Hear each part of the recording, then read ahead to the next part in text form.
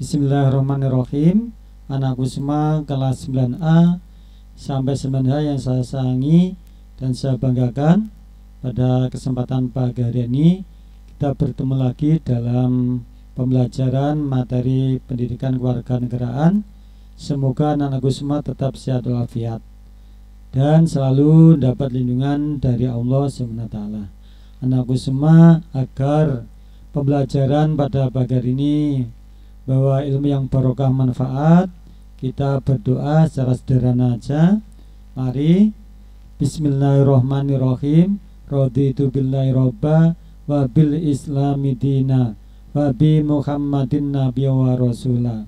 Rabbi zidni ilma warzuqni fahma bi rahmatika ya arhamar rahimin. Demikian aku semua. Naku, pada kesempatan pagi hari ini Pak Roni melanjutkan materi bab 2 atau KD 2. Kemarin sudah kita mempelajari tentang makna pembukaan Undang-Undang Dasar 1945. Sekarang kita mempelajari yaitu tentang pokok-pokok pikiran dalam pembukaan Undang-Undang Dasar 45. Tujuan pembelajaran pada pagi hari ini, pertama kita menganalisis pokok pikiran pembukaan UUD 45. Ada 4 pokok pikiran otomatis yang kita uraikan, kita bahas. Pokok pikiran pertama, kedua, ketiga, keempat. Yang terakhir mengaplikasikan nilai-nilai pokok pikiran pembukaan Undang-Undang Dasar 45 1 sampai 4 pada kehidupan sehari-hari. Kita lanjut. Ini adalah logo untuk pokok-pokok pikiran yang akan kita bahas pada pagi hari ini. Kalau bisa dibuka buku paketnya juga bisa, anak-anakku semua. Ini tentang pokok-pokok pikiran. Ini isi pokok pikiran ini digambarkan seperti ini, anak-anakku semua. Ini adalah inti sari yang ada di dalamnya dalam pokok-pokok pikiran. Ini nanti kita semampunya, kalau tidak mampu kita bahas semua, kita lanjutkan yaitu pada minggu depan atau Kamis depan. Terus anak-anakku semua, kita mulai yaitu pokok pikiran dalam UUD 45. Yang pertama, negara melindungi segenap bangsa Indonesia dan seluruh tumpah darah Indonesia dengan berdasarkan kepada persatuan dengan mewujudkan keadilan sosial bagi seluruh rakyat Indonesia. Itu pokok-pokok pikiran yang pertama. Nah, inti pokok pikiran pertama ini mengarah kepada persatuan. Kenapa persatuan diutamakan pokok pikiran yang pertama? Ini pengalaman sejarah anakku semua. Kita sudah paham semua, kita dipermainkan oleh bangsa lain seperti Belanda, Inggris, Perancis, dan seterusnya, terakhir Jepang selama 350 tahun. Padahal rakyat Indonesia sudah berjuang untuk mengusir para penjajah, tetapi terus selalu mengalami kegagalan. Ternyata setelah dipelajari, yaitu belum adanya persatuan bangsa dalam mengusir penjajah. Maka pokok pikiran ini yang pertama mengandung nilai tentang persatuan. Dan pokok pikiran yang kedua yang berbunyi negara hendak mewujudkan suatu keadilan sosial bagi seluruh rakyat Indonesia, atau intinya tentang keadilan sosial.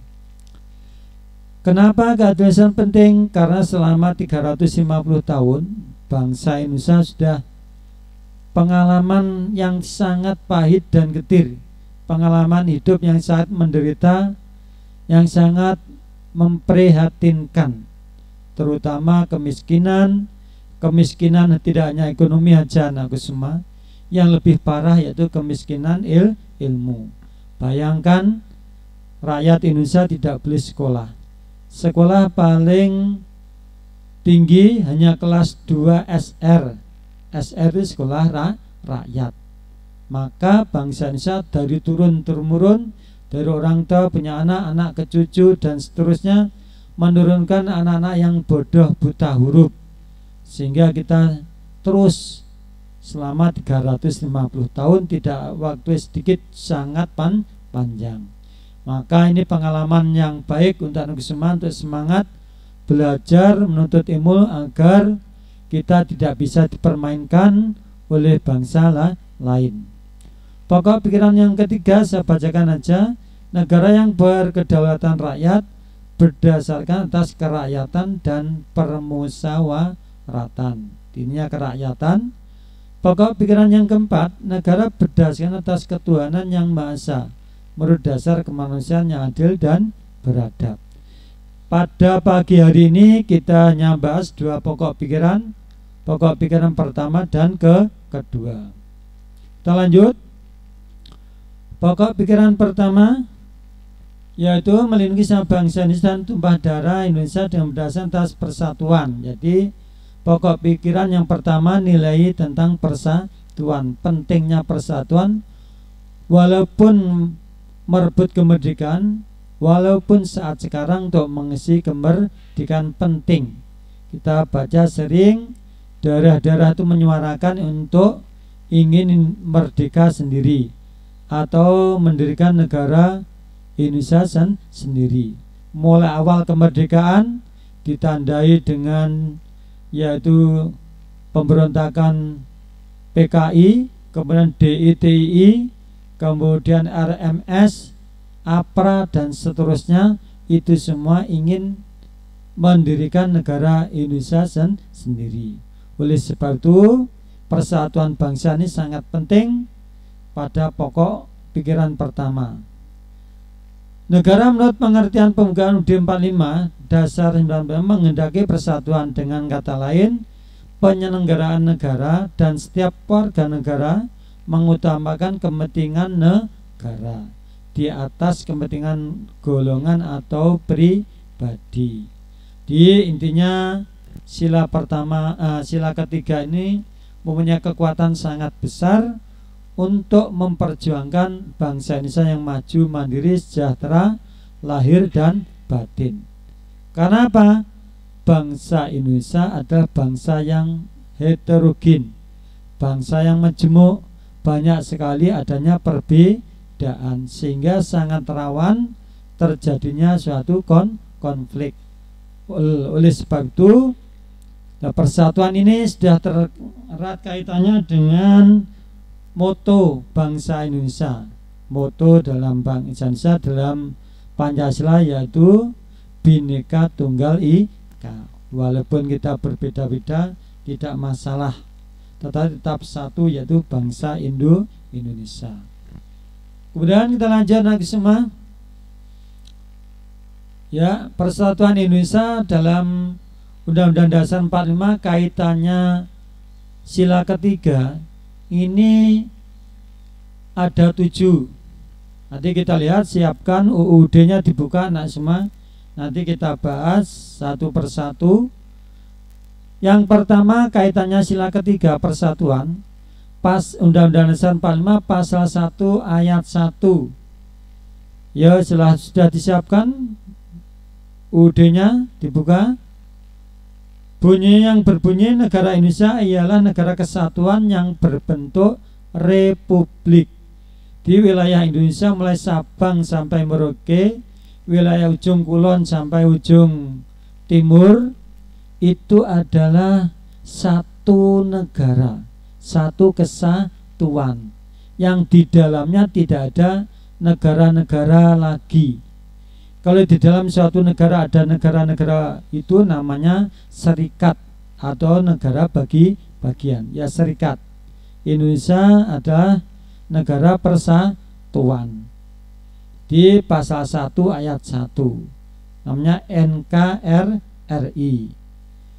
Kemudian ini ada kekurangan di situ, pasal 18 ayat 1 yang berbunyi NKRI dibagi atas daerah-daerah. Yang pertama provinsi, kedua kota, ketiga kabupaten. Itulah wilayah Indonesia. NKRI di dalamnya tidak ada negara bagian, tapi ada daerah, wilayah, namanya provinsi. Di Indonesia kurang lebih ada 34 provinsi. Di dalam provinsi itu ada dibagi lagi 2 daerah, yaitu kota dan kabupaten. Provinsi disebut daerah tingkat 1, kalau kota kabupaten disebut daerah tingkat 2.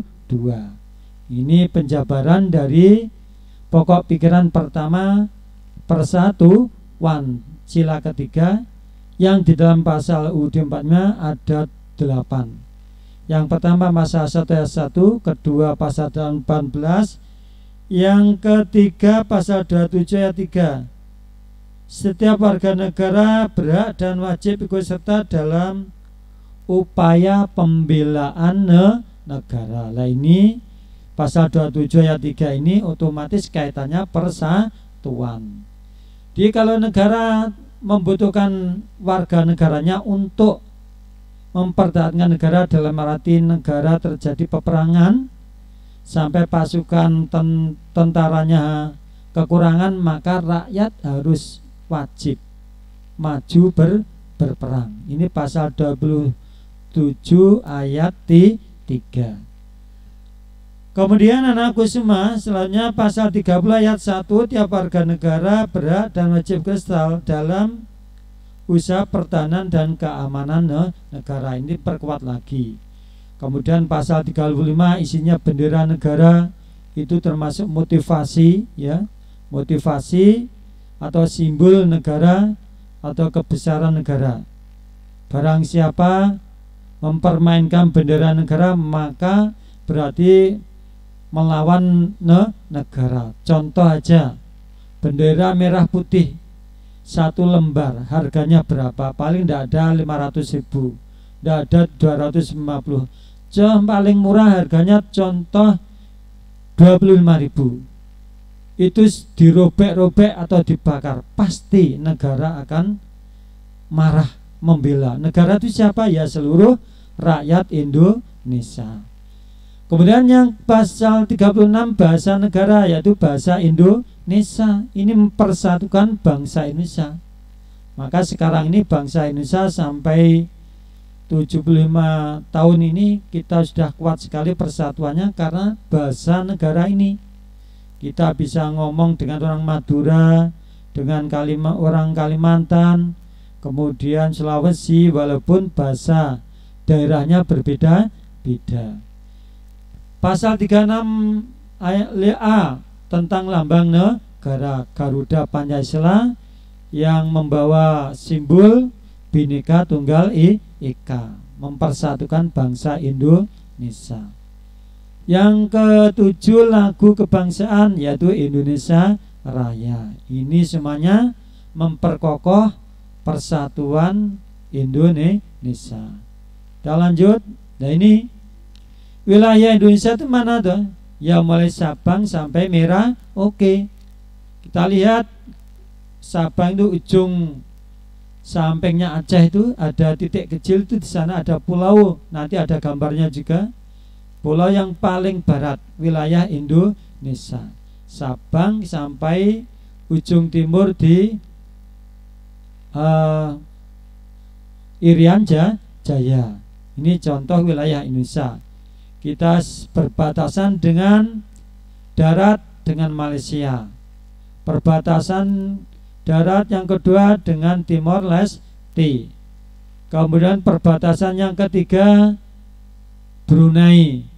Perbatasan darat yang keempat di Papua, ini di sampingnya ini ya, ini kurang sedikit. Itu dari di perbatasan Papua Nugini. Ini wilayah kita yang harus kita jaga, kita kondisikan. Jangan sampai pulau-pulau Indonesia ada yang hilang. Karena pulau Indonesia ini sangat banyak sekali. Kurang lebih 17.000 pulau. Kita lanjut anak-anak.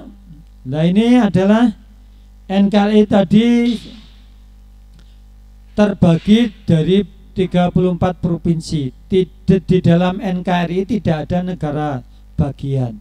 Yang ada adalah daerah atau wilayah.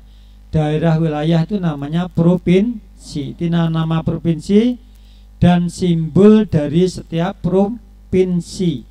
Simbol setiap provinsi juga berbeda-beda. Ini jadi setiap provinsi nanti dibagi lagi daerah tingkat 2. Contoh yang pertama itu lambang provinsi Bangka Belitung, lambang provinsi Bengkulu, kemudian lambang provinsi Nangro, Aceh, Darussalam, dan seterusnya. Di setiap provinsi punya wilayah daerah lagi namanya kota dan kabupaten. Ini jadi negara kesatuan itu di dalam negara terdapat daerah, provinsi, kota, dan kabupaten. Itu pasal 18 ayat 1. Kalau di dalam satu negara ada negara bagian, itu namanya negara serikat. Paham anakku semua ya? Di negara kesatuan bedanya dengan serikat seperti itu.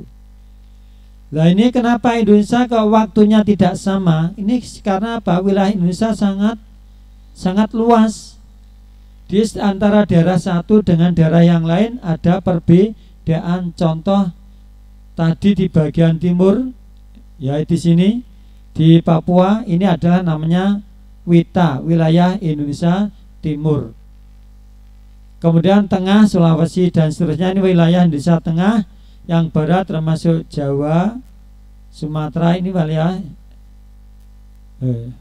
ini. Di selisihnya 1 jam. Sekarang di Papua di Rian jam 9 contohnya. Di Indonesia Tengah terus otomatis dikurangi 1 jam, dan seterusnya. Di perbedaannya adalah 1 jam. Jadi kalau ini maka ada pembagian waktu. Kemudian kita lanjut. Nah ini anakku semua, pulau yang paling ujung barat, yaitu pulau ini adalah wilayah Indonesia.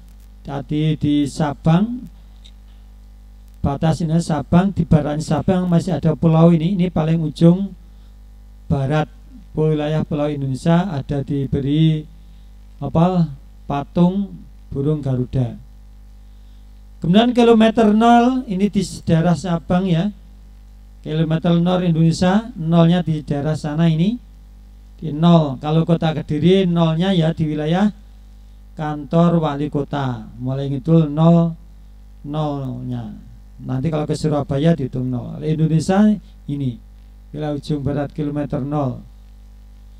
Kemudian ini wilayah Indonesia yang harus kita pertahankan untuk persatuan Indonesia, wilayah perbatasan. Ini Pak Roni hanya mengambil satu aja, perbatasan Indonesia dengan Malaysia. Tadi ada Indonesia dengan Malaysia, Indonesia dengan Brunei, Indonesia dengan Timor Leste, dan Indonesia dengan Papua Nugini. Ini wilayah perbatasan. Di perbatasan sangat dekat antara penduduk Indonesia dengan penduduk Malaysia. Kalau mereka saling menyeberang, pasti ada petugas yang menjaga. Ini kita lihat selanjutnya. Nah ini pasukan TNI, tentara Indonesia dan pasukan Malaysia ini membuat kesepakatan perbatasan wilayah, menjaga perbatasan antara Indonesia dengan Malaysia.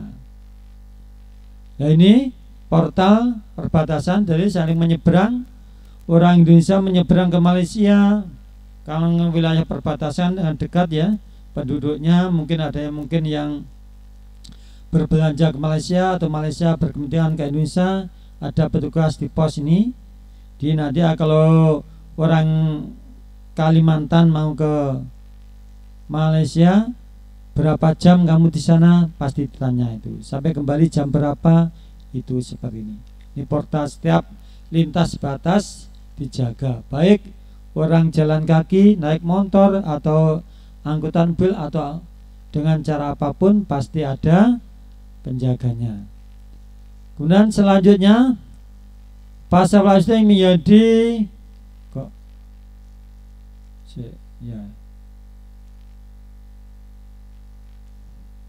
Kemudian anak-anakku semua, kita lanjut kepada pokok pikiran yang kedua. Pokok pikiran yang kedua yaitu negara hendak mewujudkan suatu keadilan sosial bagi seluruh rakyat Indonesia. Pokok pikiran ini menempatkan suatu tujuan atau cita-cita anakku semua yang ingin dicapai dalam pembukaan dan merupakan suatu sebab tujuan sehingga dapat menentukan jalan serta aturan mana yang harus dilaksanakan untuk mencapai tujuan tersebut. Yang kedua, keadilan sosial merupakan kesadaran bahwa rakyat Indonesia merupakan hak dan mempunyai hak dan kewajiban yang sama dalam kehidupan bermasyarakat. Dengan kata lain, merupakan penyamarataan hak dan kewajiban bagi seluruh rakyat Indonesia tanpa memandang status sosial, ras, agama, dan sebagainya. Jadi gini anak-anakku semua, pokok pikiran yang kedua bangsa Indonesia atau inti pokok pikiran dua, mewujudkan suatu keadilan sosial. Keadilan sosial yang bagaimana? Keadilan sosial yang di berbagai bidang kehidupan, terutama kesejahteraan rakyat. Ini inti pokok pikiran kedua adalah keadilan sosial. Kemudian pasal-pasal dalam UUD 45 menjadi perwujudan sila kelima. Ini bisa melihat lagi dalam UUD 45 pasalnya, pasal 1 ayat 3 yang berbunyi negara Indonesia adalah negara hukum. Hukum pasti kaitannya dengan keadilan. Tanpa adanya hukum maka keadilan tidak akan bisa terwujud. Sudah ada hukum tapi tidak ada sanksi hukum, tidak ada penegak hukum, maka keadilan sosial juga tidak akan bisa tercapai. Maka pasal 1 ayat 3 ini sangat tepat untuk mewujudkan satu keadilan sosial. Kemudian pasal 18 ayat 1, pemerintahan daerah, provinsi, daerah, kabupaten, dan kota mengatur dan mengurus sendiri urusan pemerintahan menurut azas otonomi dan tugas pembantuan. Jadi pasal 18 ini daerah oleh pemerintah pusat diberi kesempatan yang luas. Untuk apa? Untuk mengatur, mengurus, memajukan pemerintah daerahnya sendiri. Daerah mana? Tadi sudah saya sebutkan, oleh Pak Roni sebutkan, provinsi, kota, dan kabupaten. Sehingga setiap provinsi dan kabupaten tergantung daerah itu, terutama yang berikan corak kemajuan yaitu kepala daerahnya, gubernur, bupati, wali kota. Kalau mereka cerdas, berkualitas, sangat mumpuni, maka daerah itu juga akan bisa cepat maju. Kemudian pasal 27 ayat 1 dan ayat 2. Ayat 1-nya, segala warga negara bersamaan kedudukannya dalam hukum dan pemerintahan. Jadi intinya dalam pemerintahan bangsa Indonesia mempunyai hak yang sama. Ingin menjabat menjadi gubernur, bupati, wali kota, atau menjadi guru, menjadi dokter, berpartisipasi dalam pemerintahan negara, itu hak setiap warga negara. Kemudian pasal 31 ayat 1 maupun 31 ayat 2, setiap warga negara berhak mendapatkan pendidikan. Ini penting sekali agar untuk meningkatkan sumber daya manusia, untuk meningkatkan kemajuan bangsa, kesejahteraan, harus mulai proses pendidikan. Pasal 32 ayat 2, negara memajukan kebudayaan nasional Indonesia di tengah peradaban dunia dengan menjamin kebebasan masyarakat. Jadi kebudayaan ditingkatkan, diupayakan. Kemudian pasal 33 tentang ekonomi, pasal 34 tentang sosial. Ini adalah kaitannya dengan keadilan. Ini contoh keadilan sosial. Setiap warga negara memiliki hak yang tidak boleh diperlakukan diskriminatif, tidak boleh diperlakukan yang beda-beda antara masyarakat satu dengan yang lain. Alhamdulillah pemerintah Indonesia sudah memperlakukan yang sama kepada seluruh warga negara Indonesia.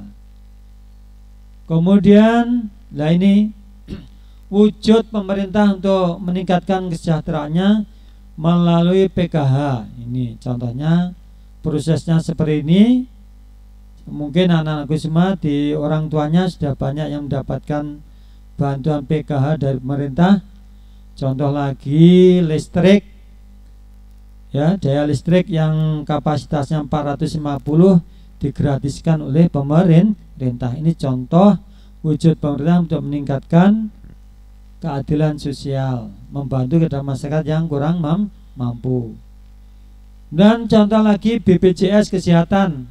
Ini diupayakan penyelenggaraan kesejahteraan atau keadilan sosial dengan cara BPJS Kesehatan di masyarakat yang tidak mampu pun insya Allah akan bisa dalam menjaga kesehatannya walaupun tidak mampu ikut bergabung dalam BPJS Kesehatan, sehingga nanti kalau sewaktu-waktu sakit sudah tidak perlu membayar biaya atau memikirkan biaya ke rumah sakit. Contoh lagi ini Kartu Indonesia Sehat juga gratis bagi masyarakat yang kurang mampu dan ada syarat-syaratnya, yaitu ke desa dan seterusnya sampai kecamatan dan seterusnya. Kemudian untuk meningkatkan Indonesia berkualitas dan keadilan sosial pokok pikiran kedua, anak-anak yang pintar cerdas tapi kurang mampu secara ekonomi bisa bergabung kepada KIP. Nih, Kartu Indonesia Pintar. Ini isi pokok pikiran yang kedua untuk mewujudkan keadilan sosial. Kemudian manfaat program Indonesia Pintar itu apa? Lah ini anakku, kalau anak SD, MI ini per semester 225 agar pendidikannya bisa lancar, tidak ada kendala. Kalau 1 tahun 450.000. SMP lebih tinggi karena biayanya juga lebih tinggi. 1 semester 6 bulan 375, kalau 1 tahun 750. Kemudian SMK, SMA 1 semester 500.000, 1 tahun yaitu 1 juta. Ini wujud pokok pikiran yang kedua tentang keadilan sosial, terutama dalam pendidikan. Anak-anak yang ekonomi menengah ke bawah masih bisa untuk menggaih prestasi, mewujudkan cita-citanya. Kemudian bisa daftar beasiswa dimanapun berada. Bahkan sekarang sangat lunak. Sama anakku semua ingin besok setelah tamat SMP, SMA, kuliah ke luar negeri bisa tanpa biaya. Ini syaratnya harus pinter. Ini sekarang banyak sekali beasiswa ke luar negeri. Apakah anakku tidak ingin jalan-jalan ke luar negeri? Ingin kan? Monggo dipersiapkan, belajar yang giat, yang keras agar cita-citamu bisa berhasil semua. Dan kita lanjut. Nah ini contoh cara-cara untuk menulis bisa kuliah baik di dalam maupun di luar negeri untuk mewujudkan suatu bintang atau cita-cita. Ini contoh, alhamdulillah sudah bisa berhasil lulus kuliah baik di dalam maupun luar negeri. Dan semoga anak-anakku termotivasi untuk ingin kuliah tidak hanya di dalam negeri, kalau bisa ke luar negeri. Terakhir dengan mengucap syukur alhamdulillah, semoga anak-anakku semua tetap sehat, bersemangat, cita-citamu dikabulkan Allah SWT. Kalau cita-citamu ingin dikabulkan Allah SWT, hanya trik satu ini, kalian harus tetap berbakti kepada orang tua. Berbakti dengan lisan, ucapan yang baik, jangan sampai sering menyakiti orang tua. Berbakti dengan tindakan, kemarin sudah sampai dilombakan video live streaming, membantu orang tua sesuai dengan kemampuan. Orang tua di rumah sibuk jualan, membantu jualan. Orang tua sibuk ke sawah, membantu orang tua ke sawah, dan seterusnya. Semoga Allah mempermudah apa yang kamu cita-citakan. Amin, amin ya rabbal alamin. Demikian, kita sambung lagi. Salam sehat, wallahu muwaffiq. Wassalamualaikum warahmatullahi wabarakatuh.